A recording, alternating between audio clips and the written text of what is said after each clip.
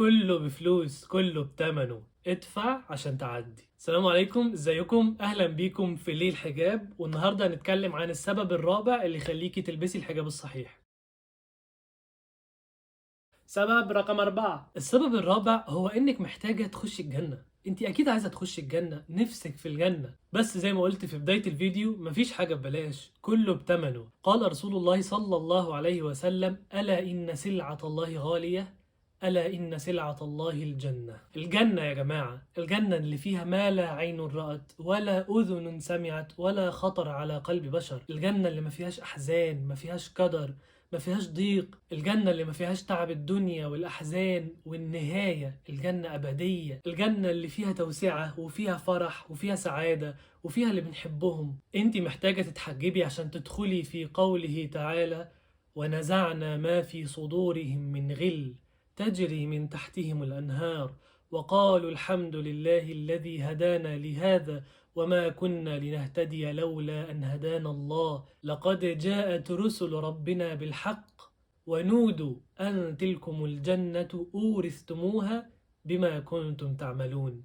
باللي بنعمله احنا دلوقتي في الدنيا، بكل يوم بيمر علينا وبكل الحاجات اللي بنعملها دي، هي دي اللي هتوصلنا للجنة. حجابك هيوصلك للجنة طبيعي، زي ما الرسول صلى الله عليه وسلم قال لنا: حفت الجنة بالمكاره. في حاجات في الدنيا هنعملها واحنا كارهين او صعبة علينا، بس هو ده طريق الجنة. ما تسوفيش الحجاب عشان حاساه صعب وتقيل. من عرف ما يطلب هان عليه ما يبذل. فنستحمل ونصبر ونسمع كلام ربنا علشان نفوز ونكسب. اسمعي الآيات دي كده، مش بودنك، بقلبك. جنات عدن يدخلونها يحلون فيها من أساور من ذهب ولؤلؤا ولباسهم فيها حرير وقالوا الحمد لله الذي أذهب عنا الحزن إن ربنا لغفور شكور الذي أحلنا دار المقامة من فضله لا يمسنا فيها نصب ولا يمسنا فيها لغوب. تحجبي علشان الجنة تستاهل.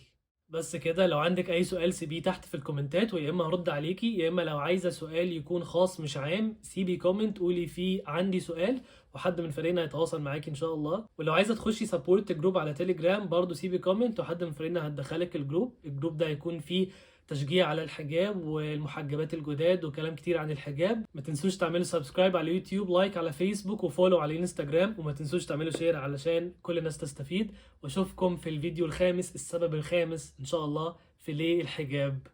سلام.